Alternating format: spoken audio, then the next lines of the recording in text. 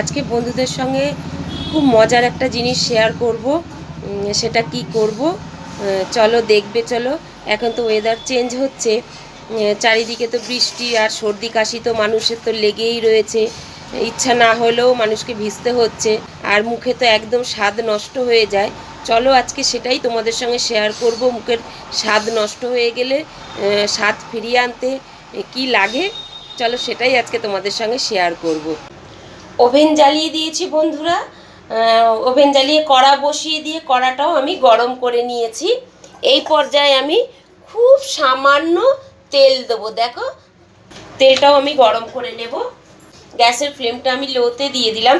এবার আমি এখানে 4-5টা কাঁচা লঙ্কা বড় সাইজের আমি ফেলে নিয়েছি, দিয়ে দিলাম তেলের মধ্যে।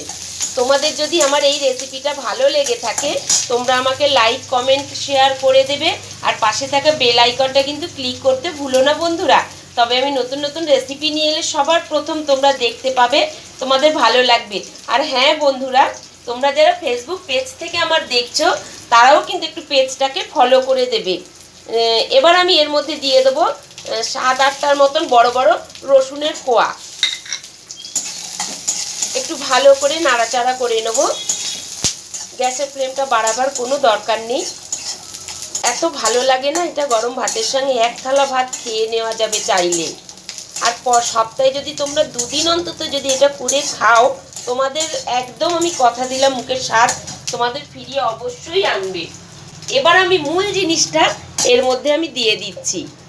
দেখো, এখানে আমি বড় চামচে 2 চামচ কালো জিরে নিয়ে নিয়েছি। কালো জিরেটাও সম্পূর্ণ এর মধ্যে আমি দিয়ে দিলাম। দিয়ে সবগুলো একটু তেলে নেবো কড়াতে। খুব বেশিক্ষণ আমি টালবো না।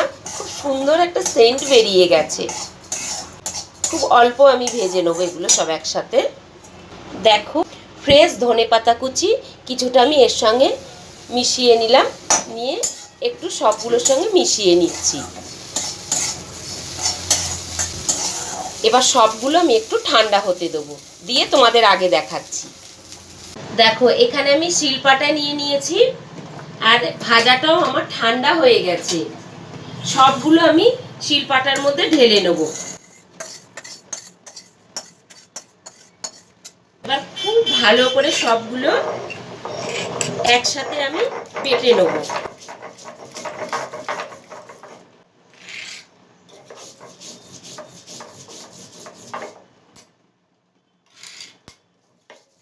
তোমরা অবশ্যই কিন্তু একবার করবে, করে খাবে, খেয়ে আমাকে জানাবে। আমি একদম কথা দিচ্ছি, তোমাদের মুখের স্বাদ ফিরে অবশ্যই আসবে।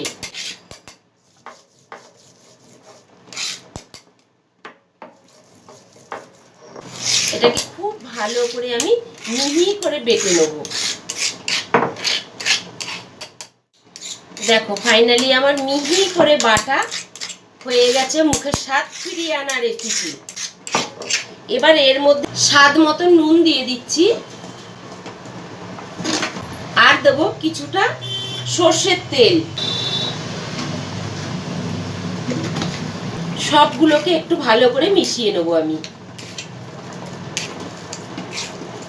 দেখো বন্ধুরা, ফাইনালি আমার মুখে স্বাদ ফিরিয়ে আনা কালো জিরে বাটা রেডি হয়ে গেছে।